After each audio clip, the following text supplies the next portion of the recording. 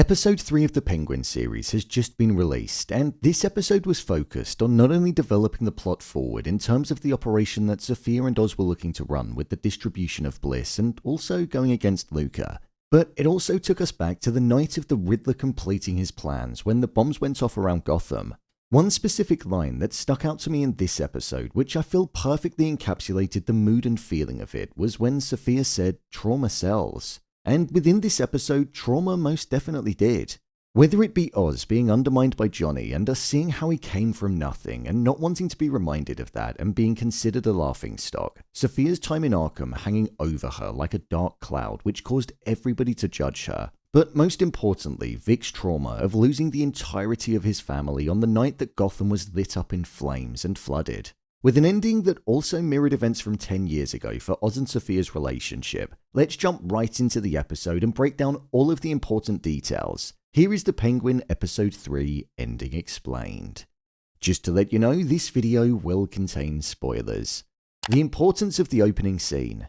Within a season in an HBO show, there's always an opening scene in one of the episodes that stands out, and I feel the opening scene in this one is going to be the case. Throughout the first 2 episodes, there'd been a lot of mystery around what happened to Vic's family and if they were killed during the flooding. And we saw that not only were they killed, but he saw his entire family being wiped out from the distance whilst he could do nothing about it. The last words that he said to his family before he left carried frustration due to a disagreement, and that's something that he's clearly struggling to deal with. And also, in another world, he could have died that night. That's because his mother wanted him to stay in and have dinner with his family, so that night could have gone a completely different way for him, so there's probably a little bit of survivor's guilt there too. The purpose of this opening scene was to really show that there were different layers to wanting more in life, and why it was causing Vic's mind to drift between wanting to do the morally right thing and walk away from Oz, but being drawn to the immoral thing due to being able to benefit off of it. Vic's father Juan was somebody that was living a significantly better life before he died when compared to where he came from, and he'd reached the point of being comfortable, whereas Vic still saw the potential that his father had within him and wanted more for the family. Juan wasn't prepared to get dirty in order to make an extra buck. He was a good, honest man and worked for his money in a clean fashion. His views on drugs were also specifically highlighted when Vic was going out to meet his friend, and he didn't want anybody from Squid's crew to be there, because he didn't want his son involved in that kind of lifestyle. So in the present day, with Victor making more money than his father did, but it being by doing something that his father would have hated, it sat within Vic's mind and was what ultimately led him to want to leave.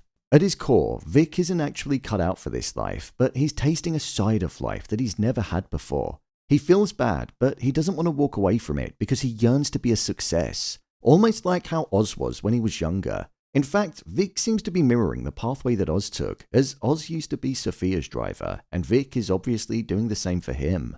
There were moments during the episode, such as when Vic was looking out of the window at the start, and also when he was in the club and he dropped all of the bliss, where he was taken back to the night that the city was destroyed, and it showed that the death and devastation was what was still lingering in his mind and dictating how he acted. He couldn't escape it, and he hadn't properly processed the loss of his family. There's something about it being merged with the speech that Sofia gave about how people were desperate, their lives had been destroyed, and they were looking for an escape, where it felt extremely exploitative. And bliss was something that the people were using to get that escape. But the life that Vic had been drawn into with Oz was the equivalent of bliss for him. That was his escape. Things that Vic went through in the episode, such as Oz taking him to a fancy restaurant, sticking up for him when the waiter interrupted him as he was stuttering, and Oz also giving him money and showing him actual value. They were things that I believe ultimately stopped him from getting on the bus with Graciela at the end, because that desire to be better took control. Something that made up Victor's core. Oz said how the world wasn't set up for an honest man to succeed, just like Juan. And I think when Victor was sat there looking at the bus going to California as he was sitting there in the expensive car, he saw the difference in lifestyles that he was probably going to have. With him driving into one of the Maroni members at the end and actually killing for the first time, that was a poignant moment which marked the end of Vic as we knew him. He's now fully immersed in this life, not even through association now, but because of direct actions. Him paying off the cop during the episode was something minor, but you could see that he got a buzz from getting away from it. Money equals power, and that moment showed specifically that. But with this, flat out killing somebody that Oz was playing with. He's now fully burned the bridge to his old life, and I think we're going to see a descent into darkness for the character.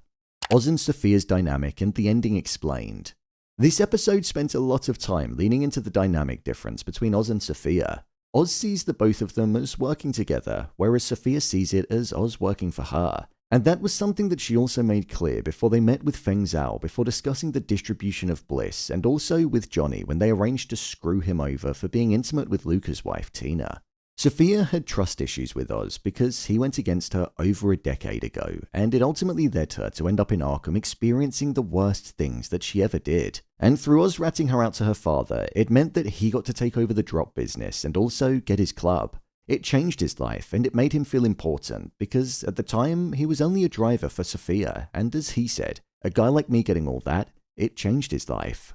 Right at the end of the episode, once their alliance was looking like it was actually going to be a success due to bliss being something that the Triads were going to distribute, we saw Oz stab Sofia in the back yet again, just like he did 10 years ago, and he left her with the Maronis after Victor interrupted them being killed, showing that the small time that they both appeared to be on the same page was probably going to now be at an end.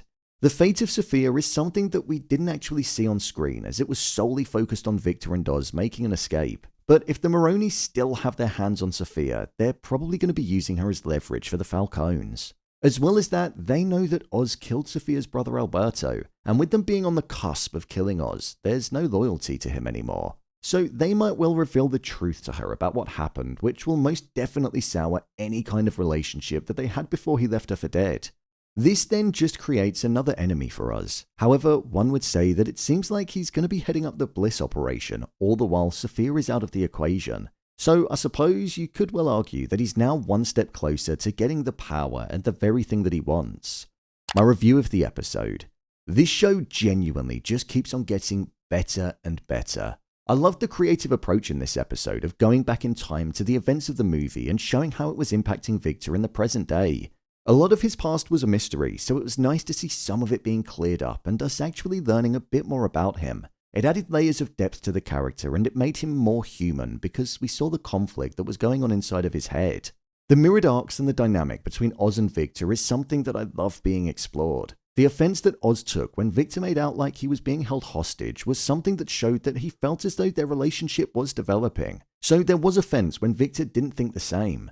The change of Oz being frustrated with Victor's stutter in the bathroom after he said that he was leaving compared to Oz sticking up for him at the table showed just how much he was offended, and I thought that was a nice touch to include. The pacing of the episode is something that was very comparable to the first two. It just flows so naturally.